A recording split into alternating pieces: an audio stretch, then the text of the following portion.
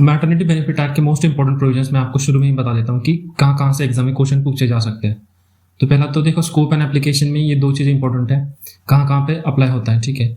Then कुछ exempted है establishment, तो वो कौन से वो आपको पता होने चाहिए। वेजेस की डेफिनेशन, चाइल्ड की डेफिनेशन, मिसकैरेज की डेफिनेशन, कमीशनिंग मदर की डेफिनेशन, ये इंपॉर्टेंट चीज़ें हैं।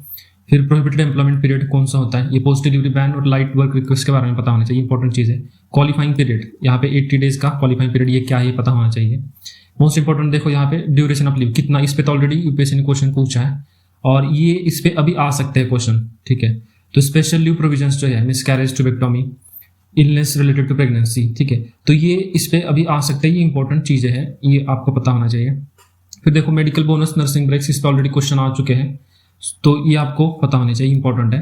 एंड लास्ट में देखो अपील वगैरह है तो वो कितने दिन में करना पड़ता है, इंस्पेक्टर के रिलेटेड जो प्रोविजन है तो इंपॉर्टेंट है, और पेनल्टीज, ठीक है, और कब तक, ये भी कॉग्निजेंस वाला भी पार्ट इंपॉर्टेंट है।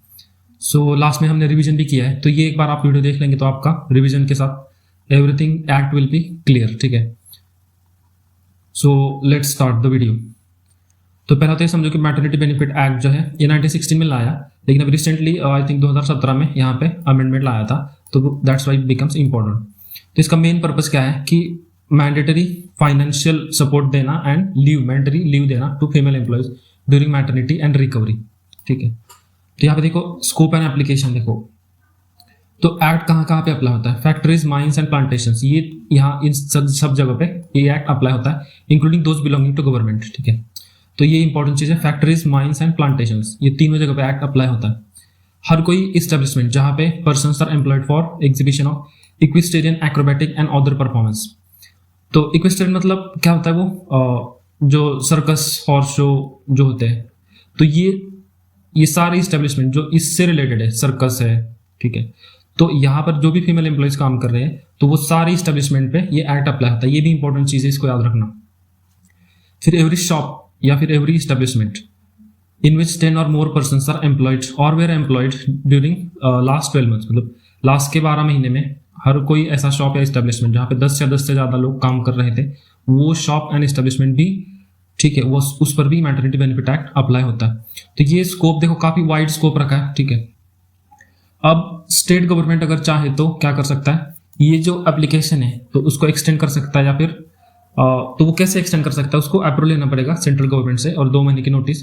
Then state government can declare ये act apply to any other establishment और क्लास ऑफ एस्टेब्लिशमेंट। इवन मतलब स्टेट चाहे तो ये सारे जो एरिया है एग्रीकल्चर, कमर्शियल, तो यहाँ पर एक्ट अप्लाई करवा सकता है, लेकिन अप्रूवल लेना पड़ेगा सेंट्रल गवर्नमेंट का। तो ये इंपॉर्टेंट चीज यहाँ पे याद रखो। अब देखो एग्जामिशन, यहाँ पे क्या लिखा है, जो एम्प्लॉई ईएसआईसी एक्ट के अंदर एनरोल्ड है, मतलब जो फैक्ट्री है या फिर एस्टेब्लिशमेंट है वो ईएसआईसी एक्ट उस पर लागू है, तो ऐसे सारे फैक्ट्री और एस्टेब्लिशमेंट में काम करने वाले जो भी एम्प्लॉई है तो वो एग्जेम्प्टेड है, क्योंकि उनको अंडर ईएसआईसी एक्ट बेनिफिट मिल रहा है। तो ईएसआईसी एक्ट भी मैंने कवर किया है, तो ठीक है, वो एक्ट भी आप जाके देखना, वो भी इंपॉर्टेंट एक्ट है। ईएसआईसी एक्ट के अंदर जो बेनिफिट मिल रहा है और मैटरनिटी बेनिफिट के एक्ट के अंदर जो बेनिफिट मिल रहे हैं वो सेम ही है। सो दैट्स वाई यहाँ पे क्या लिखा है कि जिनको ईएसआईसी एक्ट, जो एम्प्लॉई इस एक्ट के अंदर कवर्ड है, ठीक है, तो उनको ईएसआईसी एक्ट के अंदर बेनिफिट मिलते हैं, और जो एम्प्लॉय अभी एलिजिबल नहीं है या फिर उनका अर्निंग जो है वो ईएसआईसी वेज लिमिट से ज्यादा है तो उनको मैटरनिटी बेनिफिट एक्ट के अंदर बेनिफिट मिलेंगे, यही लिखा है यहाँ पे, ठीक है। ईएसआईसी का वेज लिमिट कितना है वो मैंने वो वाले वीडियो में बताया, 21,000 लिमिट है, आप जाके, ठीक है, एक बार वो वीडियो देख लेना, वो भी इंपॉर्टेंट है, उससे भी क्वेश्चन आते हैं ईएसआईसी एक्ट से, ठीक है। तो यहाँ पे वही लिखा है, जो ईएसआईसी एक्ट के कवर है, ईएसआईसी एक्ट में कवर है, उनको उसी एक्ट में बेनिफिट मिलेंगे, जो नहीं कवर या फिर अभी एलिजिबल नहीं है उनको ये वाला एक्ट मैटरनिटी बेनिफिट एक्ट, इससे बेनिफिट मिलेंगे। अब इंपॉर्टेंट डेफिनेशंस कवर करते हैं। वुमन की डेफिनेशन देखो, a woman employed whether directly और through any agency for wages in establishment, कोई भी एस्टेब्लिशमेंट में वेजेस के लिए किसी महिला को काम, ठीक है, काम दिया है तो वो वुमन है। वेजेस की डेफिनेशन इंपॉर्टेंट है, देखो, all remuneration paid in cash including cash allowance like DA, HRA, incentive bonus and money value of food concession, जो फूड कंसेशन मिलता है उसका मॉनेटरी वैल्यू तो वो भी वेजेस में है, इंसेंटिव बोनस जो मिलता है वो भी वेजेस में है, DA, HRA, house rent allowance and ये डियरनेस अलाउंस, मतलब महंगाई वगैरह होता है तो उस पर जो भत्ता मिलता है तो वो सारे चीजें जो है वो वेजेस में इंक्लूडेड है। हाउस रेंट अलाउंस मतलब हाउस जो रेंट पे रह रहे हैं उनको वो मिलता है भत्ता, तो वो सारी चीजें डीए, एचआरए, इंसेंटिव बोनस और monetary value of food concession, याद रखो ये वेजेस में इंक्लूडेड है। ये छोड़ के बाकी क्या क्या इंक्लूड नहीं है, देखो, non incentive bonus, over time, अगर ओवर टाइम काम कर रही है कोई महिला तो वो वेजेस में नहीं पकड़ा जाएगा, ठीक है। पीएफ कंट्रीब्यूशन या फिर पेंशन का कंट्रीब्यूशन, ग्रेचुइटी का, तो वो भी वेजेस में नहीं पकड़ा जाएगा। तो ये इंपॉर्टेंट, ठीक है, डेफिनेशन। अब चाइल्ड की डेफिनेशन देखो, चाइल्ड में क्या है, यहाँ पे स्टिल बॉर्न चाइल्ड भी इंक्लूडेड है, मतलब लिविंग चाइल्ड एंड अगर कोई डेड पैदा होता है तो वो भी इंक्लूडेड है, ठीक है। स्टिल बॉर्न का मतलब मैंने यहाँ पे डाला कि baby who dies in the womb after certain stage of pregnancy, और वो पैदा होता है with no signs of life, मतलब डेड। तो डिलीवरी की डेफिनेशन देखो, बर्थ ऑफ चाइल्ड, तो ये यहाँ पे देखो बर्थ ऑफ चाइल्ड लिखा है, यहाँ पे ये नहीं लिखा कि लिविंग चाइल्ड या डेड चाइल्ड। सो डिलीवरी में दोनों इंक्लूडेड है। मिसकैरेज की डेफिनेशन देखते हैं। मिसकैरेज क्या होता है, 26 वीक का यहाँ पे देखो लिमिट है, मतलब 26 वीक या फिर उससे पहले अगर जो भी यूटेरस में जो भी कंटेंट है वो अगर बाहर निकल जाता है, मतलब बेबी जो है वो भी बन रहा होता है, ठीक है, पूरा बना नहीं है तो, लेकिन 26 वीक के पहले ही वो क्या हो रहा है, पूरा जो कंटेंट है वो बाहर निकल रहा है, बाहर निकल जाता है ऑटोमेटिकली यहाँ से, तो उसको बोलते हैं miscarriage. Expulsion of content of pregnant uterus at any time prior to or during 26 week of pregnancy, ठीक है। तो 26 वीक से पहले अगर ये होता है तो मिसकैरेज बोलते हैं, ठीक है। इसका मतलब डेवलपिंग बेबी जो है वो उसकी ग्रोथ स्टॉप होती है और प्रेगनेंसी नेचुरली एंड होती है बर्थ से पहले। मेडिकल टर्मिनेशन ऑफ प्रेगनेंसी मतलब ये जो एक्ट है, इस एक्ट के अंदर किसी ने सपोज टर्मिनेशन किया है तो वो परमिसिबल है, तो वो वाला इसमें ये डेफिनेशन में है। कमीशनिंग मदर क्या होता है, एक बायोलॉजिकल मदर है who uses her egg to create an embryo implanted in any other woman, मतलब जो बायोलॉजिकल मॉम जो है सपोज वो ये है, लेकिन इसका जो एम्ब्रायो है या फिर एग है उसको दूसरी वुमन में रखा जाता है और बर्थ ये दूसरी महिला देगी, तो पहली जो है उसको बोलते हैं कमीशनिंग मदर। एक्चुअल बर्थ ये है, लेकिन बर्थ ये देगी, लेकिन जो मॉम है बायोलॉजिकल मॉम थी ये फर्स्ट वाली, तो जो फर्स्ट वाली इसको बोलेंगे कमीशनिंग मदर। तो यहाँ पे ये क्यों लिखा है, देखो इनको भी बेनिफिट मिलते हैं, ठीक है, कितने हफ्ते का मिलता है बेनिफिट मैटरनिटी वो भी देखते हैं। Mines establishment related to exhibition performance, इसके लिए सेंट्रल गवर्नमेंट एप्रोप्रिएट गवर्नमेंट है और बाकी सबके लिए स्टेट गवर्नमेंट, ठीक है। अब देखो maternity benefit and leave entitlement क्या है। पोस्ट डिलीवरी बैन, ये इंपॉर्टेंट चीज है, यहाँ पे याद रखो कि डिलीवरी के बाद, मतलब डिलीवरी सपोज हो गई तो उसके बाद 6 हफ्ते तक कोई भी एम्प्लॉयर वुमन को काम पे नहीं रखेगा, ठीक है। तो नो एम्प्लॉयर शैल नोइंगली एम्प्लॉय वुमन, मतलब एम्प्लॉयर भी काम पे नहीं रखेगा एंड वुमन खुद भी काम नहीं कर सकती इस टाइम में। कौन से टाइम में, during the 6 weeks immediately following the day of delivery, मतलब डिलीवरी के बाद के 6 हफ्ते, 6 वीक्स, ठीक है। डिलीवरी के बाद के 6 हफ्ते वो महिला भी काम नहीं कर सकती, कोई उसे काम पे रख भी नहीं सकता। डिलीवरी के बाद के 6 हफ्ते एंड मिसकैरेज के बाद के 6 हफ्ते और मेडिकल टर्मिनेशन ऑफ प्रेगनेंसी इसके बाद के 6 हफ्ते। तो देखो डिलीवरी, मिसकैरेज या फिर मेडिकल टर्मिनेशन ऑफ प्रेगनेंसी, इसमें से कोई भी चीज होती है उसके बाद के 6 हफ्ते ना तो वो महिला जाके खुद काम कर सकती है या फिर ना ही उसे कोई काम पे रख सकता है, ठीक है। तो पोस्ट डिलीवरी बैन ये कंपलसरी है, डिलीवरी के बाद के 6 हफ्ते आपको रेस्ट लेना है, इसलिए प्रोविजन रखा है। अब लाइट वर्क रिक्वेस्ट क्या है, देखो लाइट वर्क रिक्वेस्ट मतलब सपोज डिलीवरी की डेट, मतलब इस टाइम पे डिलीवरी हुई सपोज, ठीक है, तो उससे पहले के 6 हफ्ते जो है एंड उससे पहले का 1 मंथ, ठीक है, 1 मंथ, ये टाइमलाइन याद रखो। अब प्रेग्नेंट वुमन मतलब वो रिक्वेस्ट कर सकती है कि उसको हेवी काम ना दिया जाए, ठीक है। कब रिक्वेस्ट कर सकती है, जो भी डिलीवरी के पहले के 6 वीक है उसके पहले का 1 महीना, ये टाइम में वो रिक्वेस्ट कर सकती है कि मुझे हेवी काम ना दिया जाए। और अगर वो ये 6 हफ्ते में भी काम करना चाहती है तो फिर उस टाइम में भी उसको हेवी काम नहीं दिया जाएगा। तो ये 2 टाइम में अगर वुमन ने रिक्वेस्ट किया तो उसको लाइट वर्क दिया जाएगा, मतलब इस टाइम में हेवी अर्डुअस वर्क या फिर लॉन्ग स्टैंडिंग वाला काम या फिर ऐसा कोई भी काम जिसके वजह से वो प्रेगनेंसी पे अफेक्ट हो, तो ऐसा काम नहीं दिया जाएगा। देखो डिलीवरी के पहले के 6 हफ्ते अगर उसने क्या किया है, लीव जो होती है ना वो उसने सपोज अवेल नहीं की और उसने काम करना प्रेफर किया, ठीक है, तो ये वाले 6 हफ्ते में उसको ये वाला काम अर्डुअस काम नहीं दिया जाएगा। और ये 6 हफ्ते से पहले 1 महीना, ठीक है, month immediately preceding 6 weeks before expected delivery की डेट देखो ये तो पता होती है, ठीक है, तो उससे पहले के 6 वीक कैलकुलेट करते हैं, उससे पहले का 1 महीना, तो ये टाइम में अगर उसने रिक्वेस्ट किया तो फिर भी उसको ये हेवी काम नहीं दिया जाएगा, ठीक है। So I hope this is clear to you all.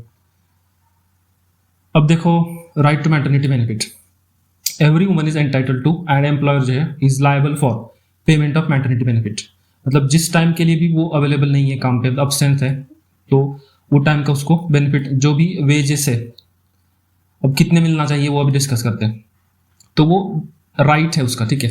अब डिस्कस करते हैं कि क्वालिफाइंग पीरियड का मतलब क्या है। देखो, अगर उसको मैटरनिटी बेनिफिट लेना है तो एक कंडीशन है, पहले प्रीवियस 12 मंथ्स में उसने कम से कम 80 दिन काम किया हो जाना चाहिए, मतलब काम किया करना चाहिए, ठीक है।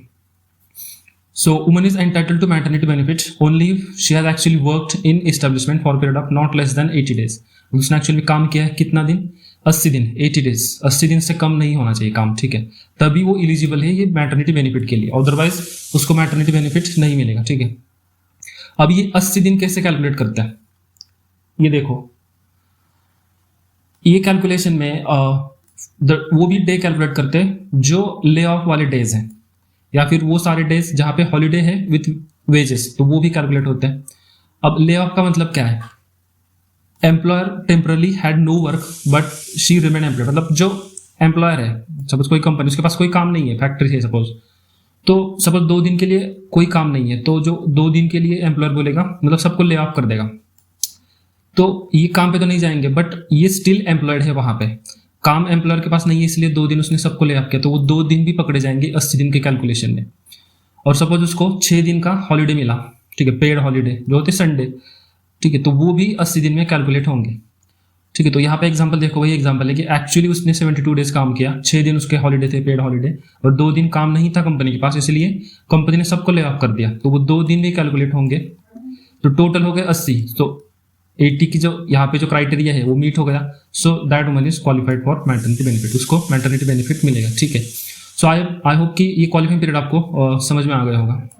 80 दिन याद रखो, लास्ट के 12 months immediately preceding date of expected delivery, expected delivery के पहले के 12 महीने देखते हैं, ये 12 महीने में आपने कम से कम 80 दिन उस कंपनी में या फिर फैक्ट्री में काम करना चाहिए, ठीक है। और 80 दिन कैसे कैलकुलेट करते हैं, ये दोनों भी इंक्लूडेड है यहाँ पे paid holiday.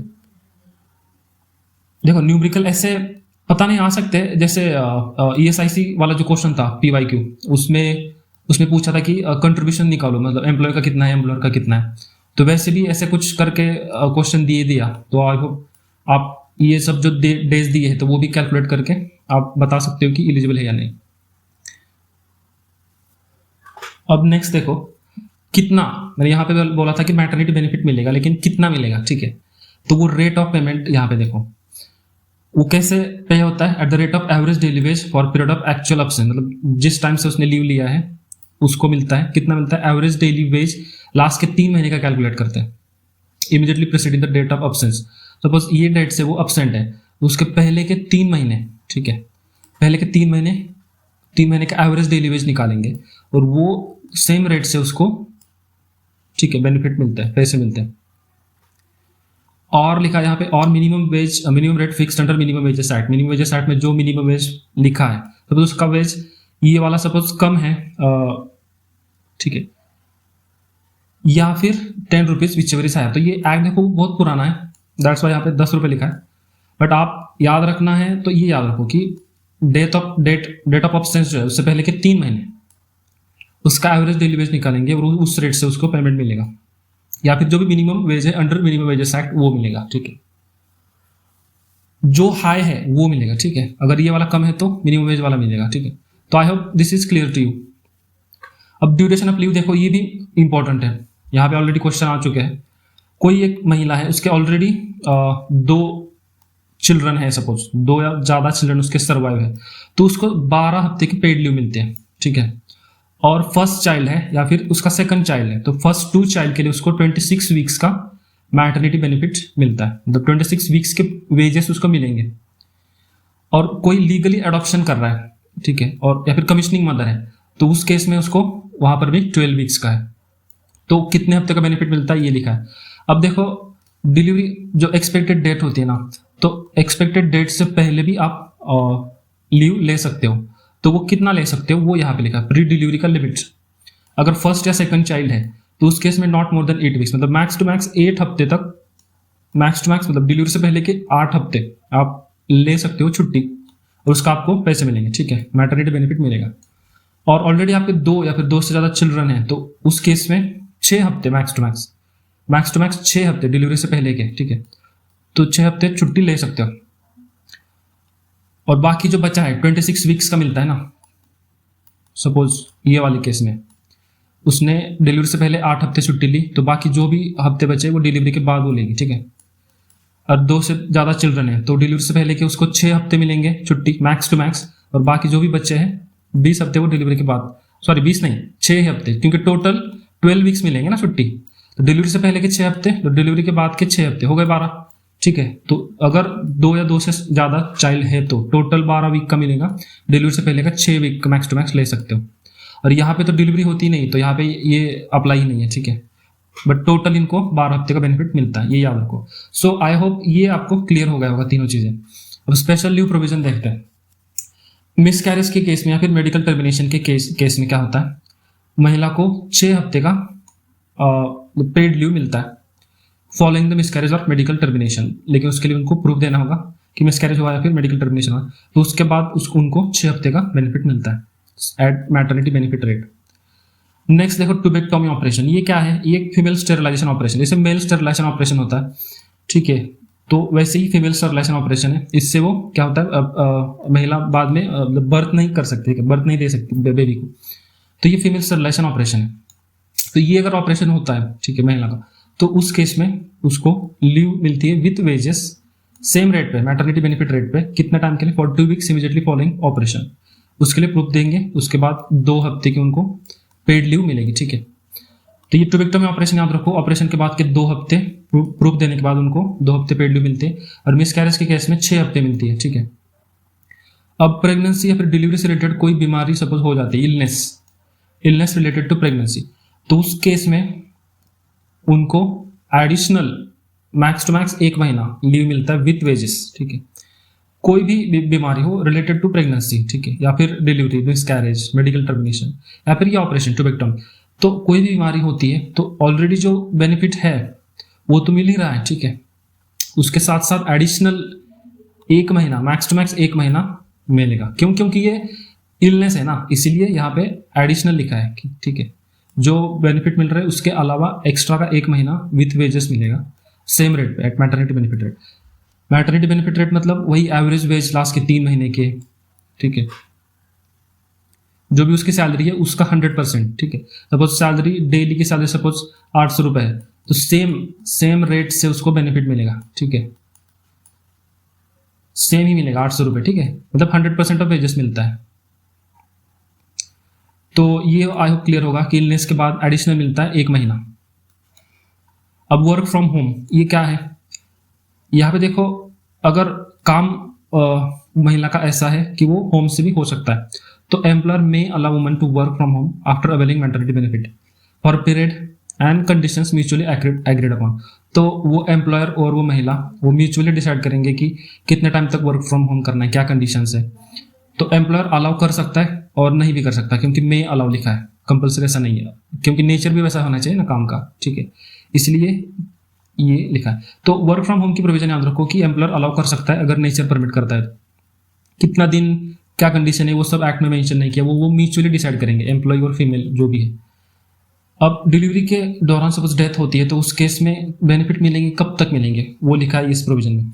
If woman dies during leave period, leave चल रहा है लेकिन उसकी सपोज अनफॉर्चुनेटली डेथ होती है, तो benefit is payable only for the day up to and including day of her death. जिस दिन डेथ हुई है उस दिन के भी पैसे मिलेंगे, ठीक है, और उस दिन तक के पैसे, ठीक है। वुमन डाइज ड्यूरिंग डिलीवरी और period immediately following living behind the child, employees liable for maternity benefit for that entire period. अगर सिर्फ महिला की डेथ हो जाती है और जो बच्चा है वो बच जाता है, तो एंटायर पीरियड का जो भी 26 वीक है, सपोज फर्स्ट चाइल्ड है, तो जो भी 26 वीक का बेनिफिट है वो टोटल देना पड़ेगा एम्प्लॉयर को, even if woman has died, ठीक है। और सपोज अगर चाइल्ड की भी डेथ होती है तो उस केस में जब तक बेबी जिंदा है, जिस दिन तक, उस दिन तक का पेमेंट एम्प्लॉयर को देना होगा। देखो mother and baby both die, तो benefit is paid only until date baby dies, जब तक बेबी है उस डेट तक, उस डेट का मिलेगा, ठीक है। तो यही 1-2 प्रोविजन है, इसी को सिंपल में मैंने यहाँ पे लिखा है। अब देखो medical bonus and nursing breaks, इस पे ऑलरेडी नर्सिंग ब्रेक पे ऑलरेडी क्वेश्चन आ चुका है। Every woman entitled to maternity benefit, उसको मेडिकल बोनस मिलता है 3,500 रुपये का फ्रॉम एम्प्लॉयर। लेकिन ये बोनस कब मिलता है? जब एम्प्लॉयर ने प्रीनेटल कंफाइनमेंट या पोस्ट नेटल केयर प्रोवाइड नहीं किया फ्री ऑफ चार्ज। तो एम्प्लॉयर ने ये प्रोवाइड करना चाहिए, अगर नहीं किया तो वो 3,500 रुपये उसको बोनस देना होगा। और ये जो अमाउंट है ये सेंट्रल गवर्नमेंट बढ़ा के 25,000 तक बढ़ा सकती है, ठीक है। वही लिखा है सिंपल में यहाँ पे, चाइल्ड बर्थ के पहले बाद जो भी केयर होती है, ठीक है, जो भी टेस्ट वगैरह होते हैं तो वो फ्री में देना चाहिए एम्प्लॉयर ने। नहीं दिया तो ये बोनस दे दो 3,500 रुपये, और सरकार इसको बढ़ा के 25,000 तक बढ़ा सकती है। अब नर्सिंग ब्रेक्स एंड क्रेचे फैसिलिटी देखो। नर्सिंग ब्रेक्स क्या है?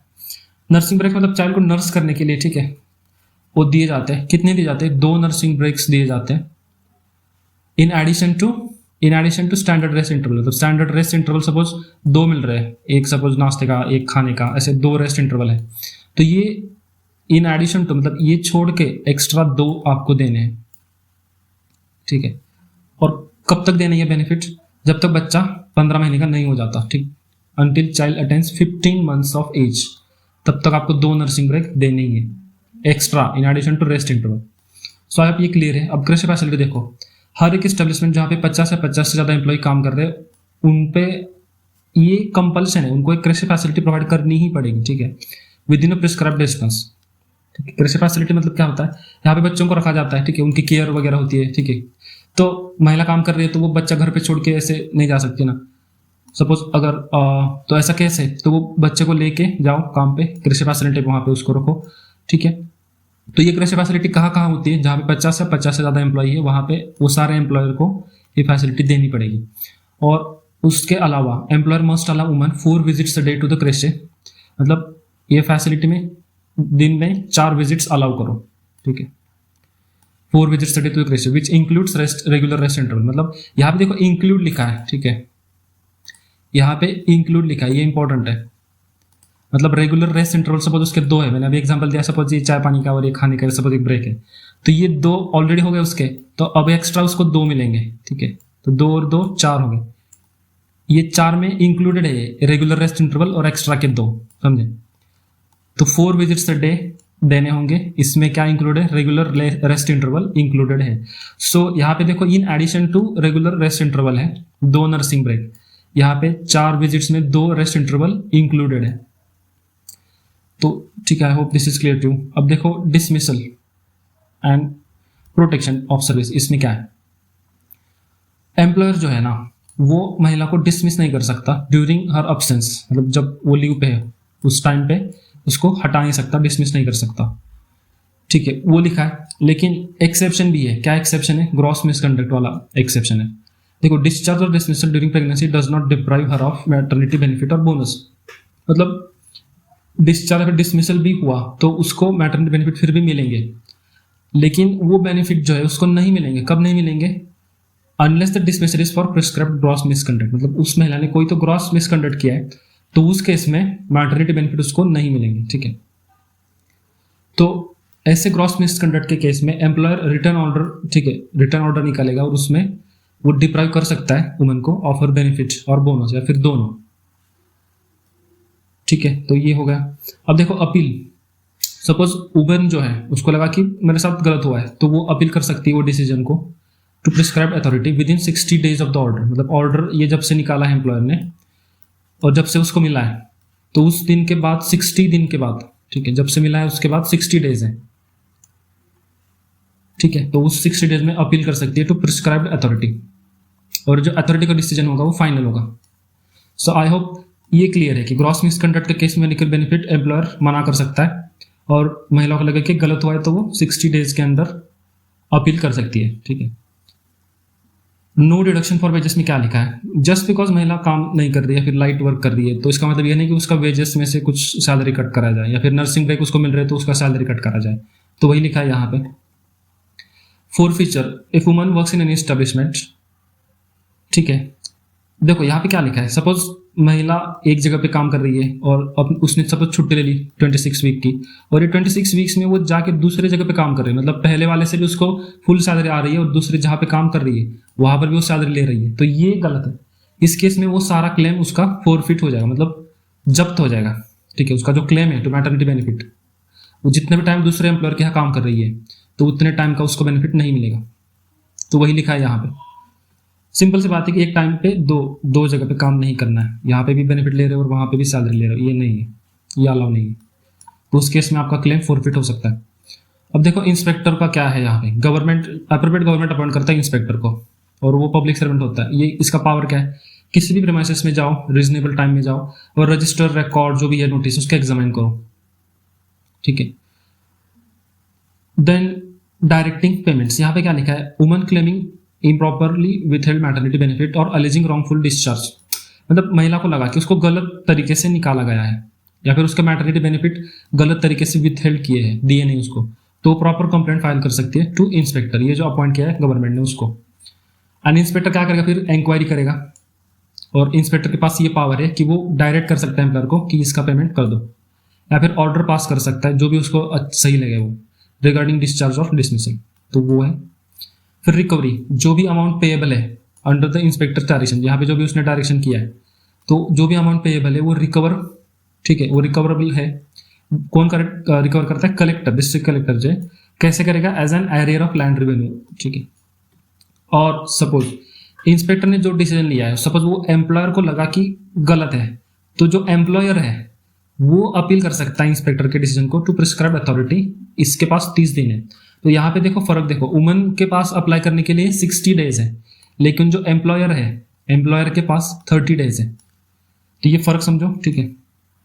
अब एम्प्लॉयर रिक्वायरमेंट्स, एम्प्लॉयर ने क्या क्या करना जरूरी है, ये जो एक्ट है इसका एब्स्ट्रैक्ट और रूल्स जो भी है लोकल लैंग्वेज में उसने लगाने चाहिए, ऐसे जगह पे जहाँ पे सबको विजिबल हो, ठीक है। ये नोटिस लगाना एम्प्लॉयर ने जरूरी है, ठीक है, कंपलसरी है, ये मस्ट है। ये नहीं किया तो देखो पेनल्टी लगती है। इस केस में जनरल कॉन्ट्रवेंशन जो है इसके अंडर उसको पेनल्टी हो सकती है अगर ये नोटिस नहीं लगाया तो, या फिर उसने रिकॉर्ड होता है तो वो रिकॉर्ड मेंटेन नहीं किया, रिकॉर्ड रजिस्टर या फिर मास्टर रोल जो होता है तो उसने मेंटेन नहीं किया तो भी जनरल कॉन्ट्रवेंशन के अंडर उसको पेनल्टी लग सकती है।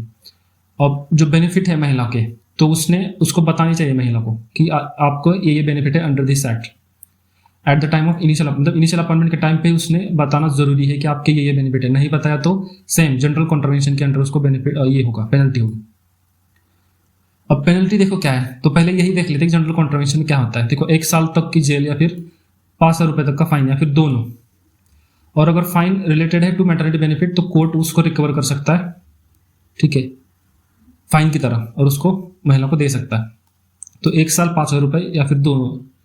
और अगर उसने पेमेंट नहीं किया या फिर रॉन्गफुली वुमन को काम से निकाल दिया तो उस केस में एम्प्रिजनमेंट है नॉट लेस देन 3 मंथ लेकिन अप टू 1 ईयर, मतलब 3 महीने से कम की सजा तो नहीं होगी, 1 साल तक की सजा हो सकती है मैक्स टू मैक्स, 3 महीने से कम की नहीं होगी।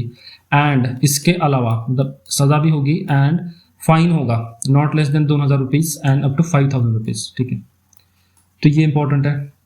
और अगर यहाँ मैंने बताया कि इंस्पेक्टर के पास ये पावर है, जाओ किसी भी रीजनेबल टाइम में एग्जामिन करो, रिकॉर्ड निकालो, ठीक है, कॉपीज रिकॉर्ड के लिए लो। तो अगर इसके काम में किसी ने टांग अड़ाई तो फिर देखो वो भी ऑफेंस है, यहाँ पे 1 साल तक की सजा हो सकती है या फिर फाइन हो सकता है अप टू 5000 रुपी और बोथ। देखो यहाँ पे जो जनरल कंट्रवेंशन में जो भी पेनल्टी है सेम पेनल्टी यहाँ पर लिखी है। अब कॉग्निजेंस, अब कंप्लेंट जो फाइल करता है वो चाहे एग्रीड महिला फाइल कर सकती है, कोई ट्रेड यूनियन का ऑफिस बियरर फाइल कर सकता है, कोई वॉलंटरी ऑर्गेनाइजेशन फाइल कर सकता है, या फिर खुद इंस्पेक्टर भी फाइल कर सकता है। तो क्वेश्चन में अगर पूछे कि इंस्पेक्टर फाइल कर सकता है क्या, या फिर कोई ट्रेड यूनियन का ऑफिस बियरर फाइल कर सकता है क्या, ठीक है, या फिर ऐसा क्वेश्चन देंगे कि कौन कौन फाइल कर सकता है complaint on behalf of woman, तो ये सारे ऑप्शन देखो याद रखना, ये सारे 4 एग्रीड वुमन तो वो खुद कर सकती है।